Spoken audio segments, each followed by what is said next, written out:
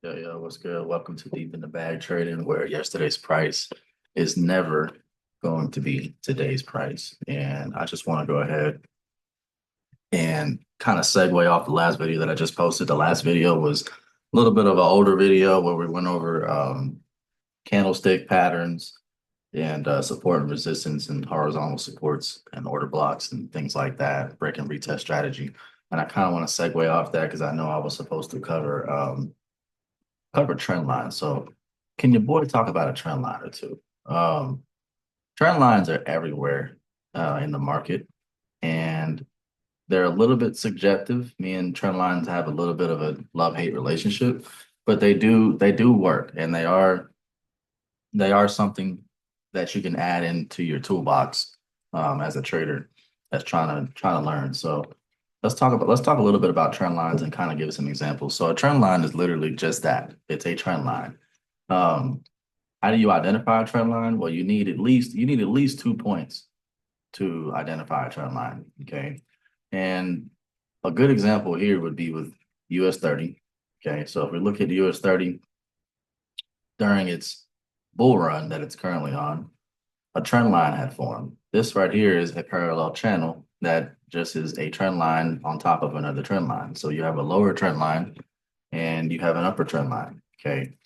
And if you look, all you will do is look for where 2 points aligned to give you a trend, right? Now, what I don't like about trend lines is that they can be a little bit subjective, so a good rule of thumb is to have about, I want to say, a 20 to 30 degree angle, sometimes maybe a 45-degree angle on your trend line.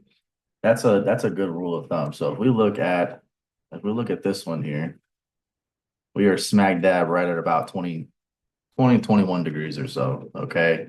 So if your line is or actually shit, almost 20 degrees. So if your line is or wait, hold on, what's going on here? Okay, close to 20 degrees. Every time I zoom in, it changes. Okay.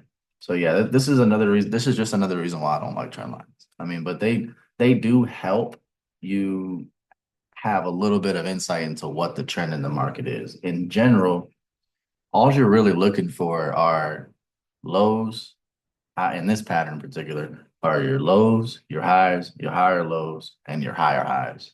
And then your higher low. It's just a pattern. That's all it is. So your trend line helps project that pattern, right? But again, it could be a little bit subjective. Another good example here, and this might have helped a lot of traders out during the bear market with US 30, was when we were on a downtrend in US 30 during 2021 and most of 2022, all of 2022. So if we look at the trend line here, you can easily see the trend line is there. And identifying trend lines quicker, that comes with practice.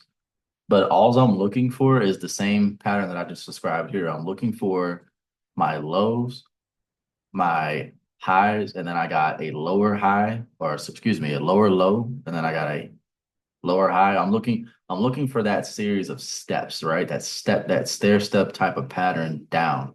And that helps me identify what side of the market that I need to be on. And then I can also project certain points where I expect to see some level of a bounce, right? So I mean, that's trend lines in general. If we look at Bitcoin, Bitcoin's one that I really like for trend lines. Trend lines appear a lot on the higher time frames in Bitcoin. That's another thing that I'll tell you too, is with trend lines, I would say it's much more useful to look at trend lines from the higher time frame perspective, because you get a very high level overview of the market direction when you look at the higher time frames. When you look at time frames like your daily, your weekly, your monthly, um, trend lines will literally be everywhere on the 5 minute and 1 hour, but they might not be valid though. Okay, they might not hold that much weight. When you're talking about a trend line on the daily time frame, that's solid data. Okay, on the weekly time frame, that is solid data. On the monthly time frame, That is solid data. Okay, that's a solid time frame. That means you have each candle is worth one entire day on this chart, one whole day. So it's like if I see a trend line like I do here, I got my touches here, here, we gapped up, almost touched it right here, just about touched it here, and almost touched it here. There's other areas of support, okay, that are going to be in play as well. But your trend line is, it just serves to give you an overview of the direction of the market. That's all it does. Um, and then once you get the concept of trend lines down, you'll want to use other tools that will help you filter out the good and the bad signals. So whenever price approaches your trend line, you will have certain tools that you will use to help you determine if a bounce or respect of that trend line is imminent, or if you feel like the trend line might be broken. Okay. So that's trend lines in a nutshell. The main thing that I think is more a little bit more important than trend lines, and this is kind of a step up from a trend line, is the concept of a moving average. And if anybody that trades knows what a moving average is. If you don't, you need to start using one because they are very, very important tools to help you trade better and help you know and realize the trend in the market a little bit better. And you have different types of moving averages. You have an exponential moving average, you have smooth moving averages, um, and then you've got different periods of moving averages, right? So you've got like a 4 day moving average, you've got a 50-day moving average. That's custom. You can customize that to however you want. So on TradingView, if you go to your indicator list, you can type in literally exponential moving average and it'll literally pull up. I in particular have one that's called 4 EMAs. Oh, hold on a minute. 4 EMAs. And with 4 EMAs, this person that made this indicator, it's just all it is just a tool where you have four moving averages combined into one indicator. So it allows me to use less indicators while having still four different moving averages because I actually use four different moving averages in my trading day to day. But Bitcoin looks like it's about to do something crazy. Hold on, man.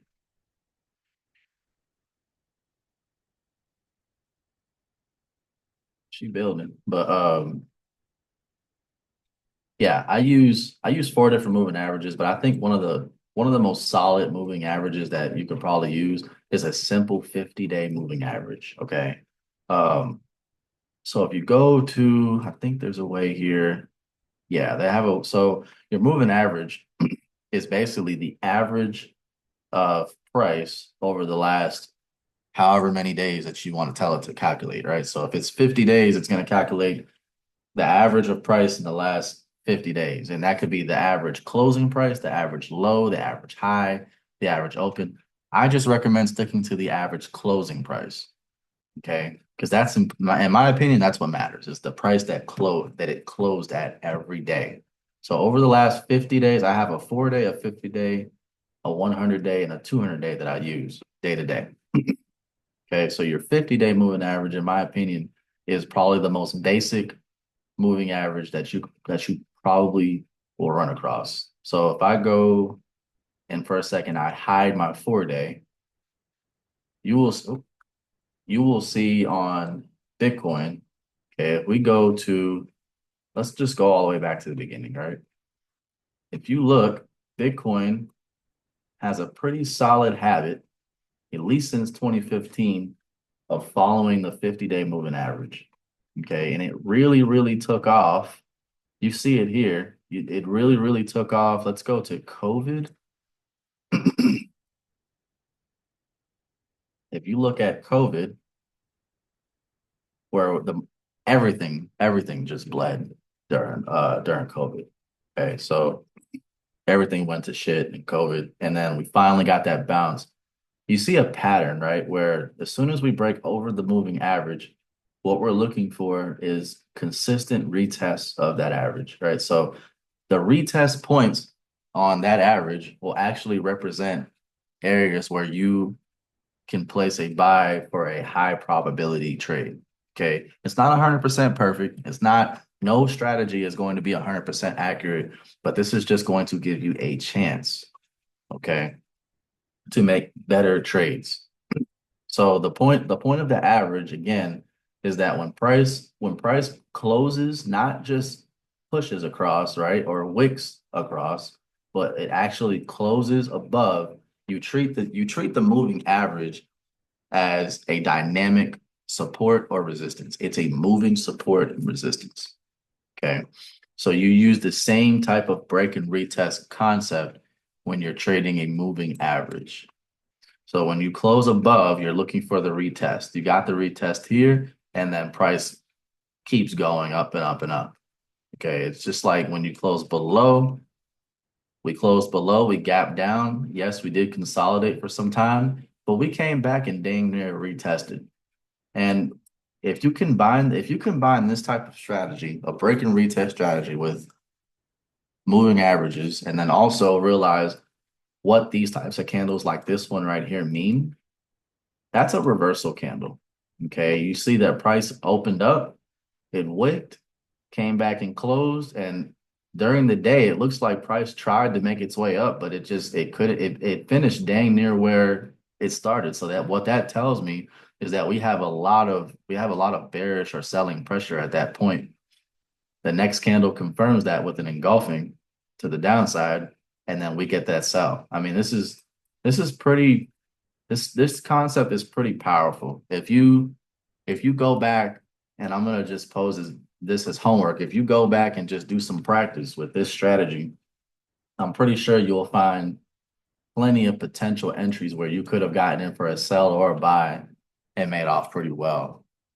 Now, one other thing that I'll introduce now that we're talking about moving averages, is I'll consider adding in a second moving average, because I want to show you an EMA crossover strategy. So this basic strategy that I just described, the break and retest, is pretty much the most basic form of the EMA crossover strategy, but it usually requires at least two different EMAs, right? So for me in my trading, I use the 4 and 50 day EMA. Okay, the 4 and 50 day EMA is what I use. So in basic, the basis of it is that it involves you using a low period EMA in combination with a high period EMA. And the concept is that when your low period EMA starts to cross above your high period EMA, it means that the average price in the last, let's say, 4 days is now higher than it has been in the last 50 days.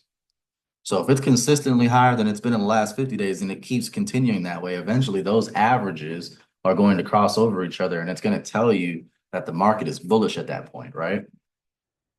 So if we look, and I've got my screen as in dark mode because my eyes are killing me today. Let me darken up this so you can see. We'll do that. And then I'm going to delete this line real quick so we can really get a taste for what we're looking at. So if you look here, and this is on the daily time frame, right? These moves might look small, or the candles might look small, but they're not. This is the daily time frame. So there's pretty big price swings in Bitcoin on the daily time frame. Okay. So if we look here, we got a bullish EMA crossover. Okay. And what you look for is you look for not only the 4 and the 50 day to cross over each other, but you look for a close from a candle perspective above that average, right? So we were below the 50 day, the 4 day came over the 50 day, and the candle closed above that average. So you always look for the close above that average, and then the crossover that happens as well at the same time. Okay, usually the average is going to lag a little bit behind price action, and I'm going to talk about that here in just a moment. And that's why you'll want to have other tools in place to help you with your trading, to help you find better signals, because not every one of these crossovers is going to yield a really good signal. But if you use this in conjunction with other tools, you're going to get far. So that's one example of an EMA crossover to the upside. What about to the downside? And that same type of move is always accompanied at some point by a retest, right? So we got the crossover, we got the close. In this case, we had a massive move to the upside, but we still came back and retested at some point, and that gave us a continuation entry, right? So this is a beautiful strategy for any new trader to master. This here was the first strategy that I fell in love with, and it took me very far until I started learning other things to add on to this and make it even better than what it already was. Um, this case right here, we close. It looks like we closed below, and we did come back and retest. We got the close above, but the 4-day was still not over the 50-day. So we're going to be looking for a little bit more momentum on this type of signal for those averages to actually cross over. The next candle was a doji, so that tells me that we're stalling a little bit at this point. So this actually might be a fake out above the average, and it might turn into a rejection. We did get the rejection, okay, and then we retested again, and we got a small sell here. This looks like, to me, it looks like more consolidation than it does a sell. Um, but it's still a small example of a crossover below. Let me get you a better example of when we actually crossed below and got a pretty good. This is actually not a bad example here. But it looks like we were above for a little bit. We finally crossed below. We got the close below, the 4 and 50 crossed below each other. And then the next candle, immediately after, the next candle after, we get this massive drop in Bitcoin.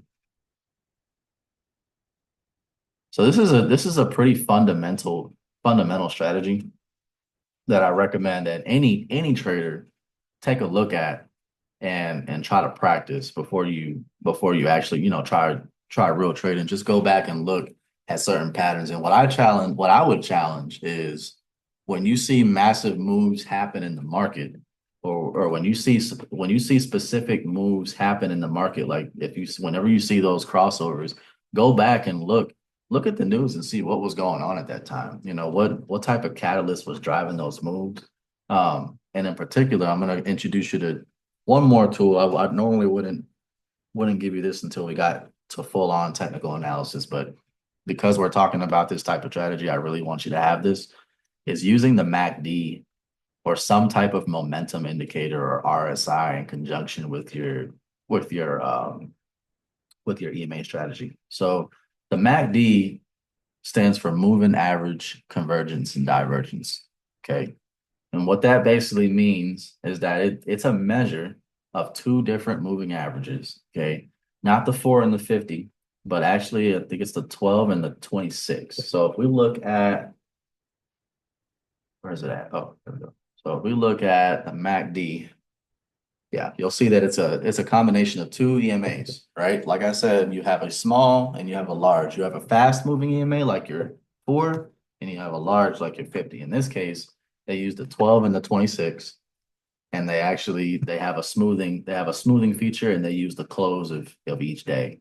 Okay.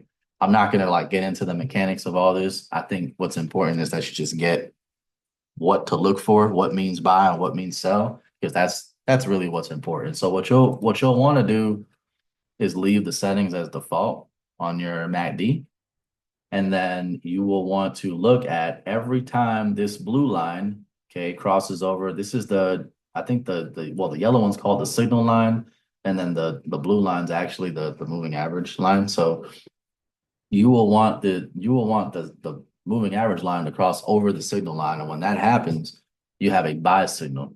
It's the opposite when you have a sell signal. And not only do you want to pay attention to those two lines, you want to pay attention to the histogram in particular. That's the secret. Okay. So the reason why I introduced using a moving average is because, or excuse me, I introduced using the MACD is because your moving average indicator is actually a inherently lagging indicator.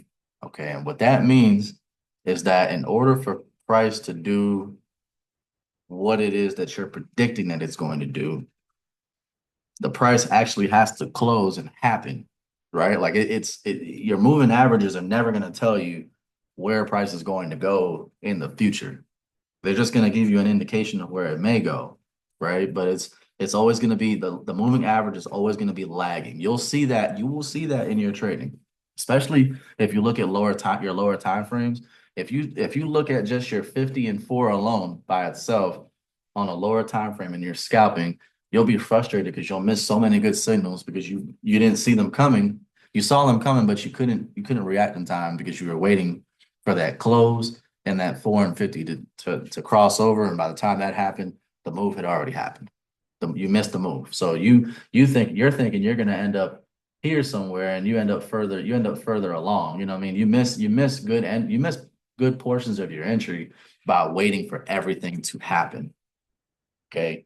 And then what you want to combine this with is something like an RSI or a stochastic RSI.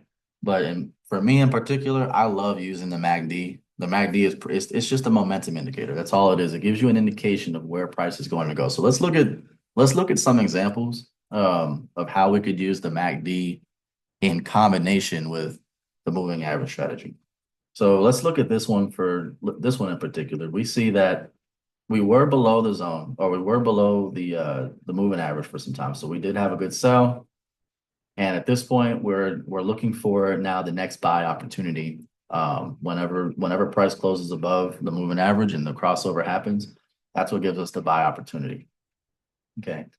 Now, if you look, we started receiving bullish signals on the MACD quite some time before the crossover actually happened. Okay. The crossover didn't happen until the 15th of October or the 5th of October. We had been receiving bullish signals on the daily time frame since the end of August. Okay.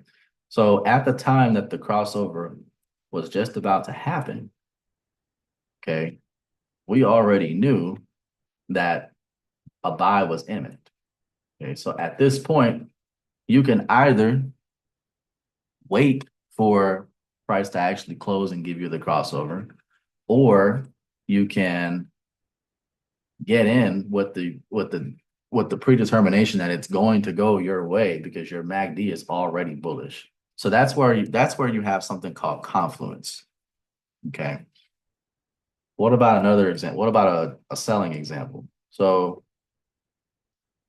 even this case right here, right, where price was bullish, right, because of the logic behind the 4 and 50 strategy, we knew that a sell may happen because the MACD started giving us sell signals, right? And what I mean by that is it might have been bullish, but you're looking at not only your lines, but your histogram as well. When your histogram starts to fade out from a dark green to a light green, and you start to see this curvature in these lines, it gives you an indication that you might be getting a sell soon. And that's actually what happened.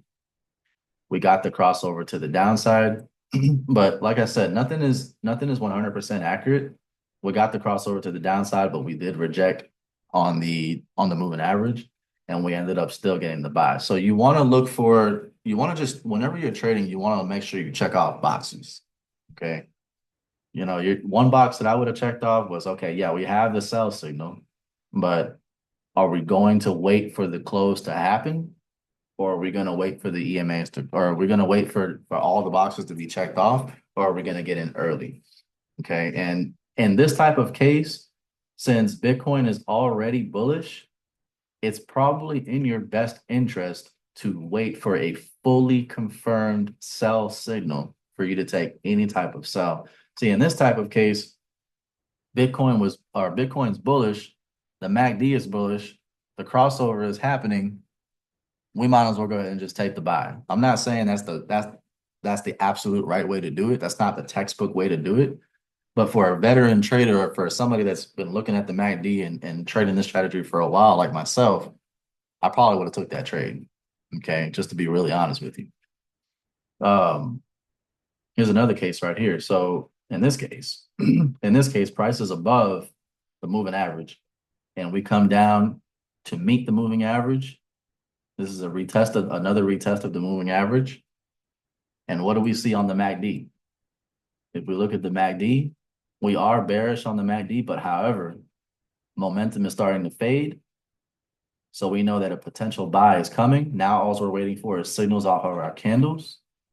and we get them, right? We get reactions off of the EMA. So we come down here, we get that bullish candle here, we get another one here. We get more and more confirmation as we go. At this point, you might even be able to get in early. Okay. Me, I would have gotten with a stop loss probably below this candle and my first take profit at this level here. So you're just targeting price that's already happened. And then at this level here, that'll be my second target. Once price breaks above that level, we are officially out of the consolidation pattern and we're ready to go on a massive run. The MACD is driving us. Well, now the MACD isn't driving anything. It's just supporting the move. It's just telling us that the move was going to happen in the first place. Buyers and sellers are driving. But that's a basic overview of the 450 strategy or any type of moving average strategy.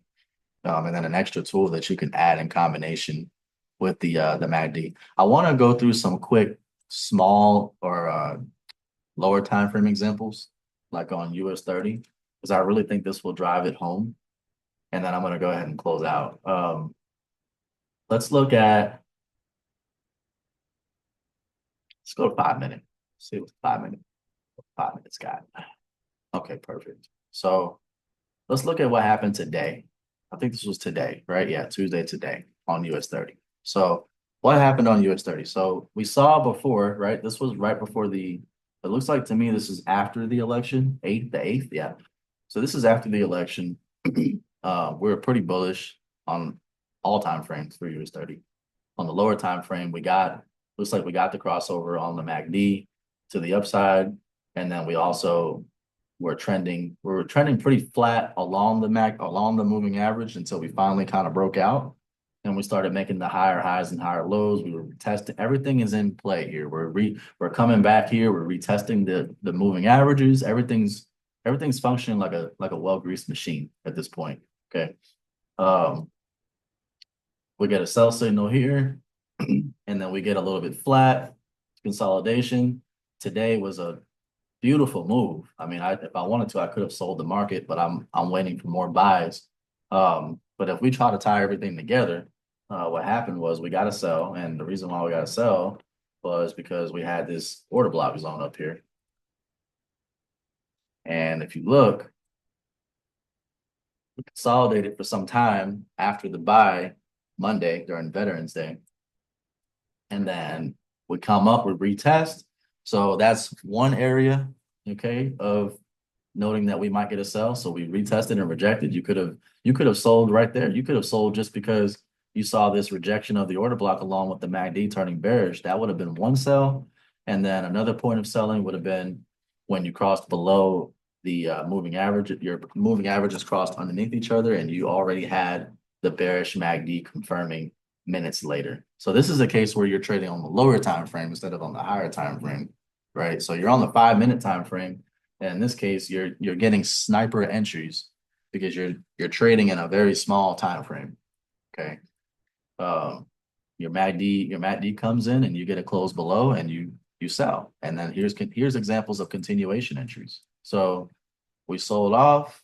Looks like we got to cross up to the upside. So we come up and we start getting what happens when we start getting up close to that average. We did close above. The crossover happened, but since we know the trend of the day is selling, I'm not necessarily confident in taking a sell or taking a buy at this time because we've been selling all day. Okay, we might as well wait for a real move to the upside to give us some confirmation. This is a case where I probably would want to see not only the break and close, but I would probably want to see the retest as well. Okay. But yeah, we break above, and then we end up getting immediately a loss in momentum on the MACD. The MACD starts turning bearish. It finally confirms bearish when we break below the averages, and we get another sell. So this is an example of how you would use the moving averages and MACD on the lower time frame. This strategy is actually like my bread and butter. And then if you do a little bit more research on your own, you can choose whatever averages you want to use. I recommend the 4 and the 50. I do know people that use, I think it's the 21 day and the 9-day moving average is one. But I prefer the 4, the 50, and I also use for even more confidence, I use the 100 and the 200-day EMA as well. So if you bring the 100 and 200-day EMA in, and what you actually see is even more precisely, we broke above the 50-day, but we failed to clear the 100-day, and we actually got a rejection candle on the 100-day, followed by a massive sell as well. And you'll see a lot of that throughout the market. That pattern, this ribbon pattern happens quite a bit. So here we got what I call this here is the triple crossover. So there's a triple crossover here. All of my averages cross above each other. The 4 is the fourth EMA, and that's crossing above as well. And we form this ribbon pattern that is unbreakable until we finally break below it. Okay, so you get not one, not two, but 3 confirmations plus your MACD that you're going to sell. This is a nasty way to trade, man. This is a nasty strategy right here. I recommend anybody, if you this is basically a starting point of where you could start. I recommend anybody going and doing research on moving averages, and what types of indicators they can couple up with the moving average, whether that's the MACD or the RSI or maybe a volume indicator. But yeah, that's basically where I'm going to close out today. I think that's a good point to stop. The next time that I post, I will cover market structure, so your head and shoulders and your bull flags and bearish flags and things like that. So yeah, I think this is a pretty good video, man. I'm gonna go on ahead and close it out. Eat me some chicken. Your boy hungry. Um, and I'll see y'all next time. Y'all take it easy. Peace.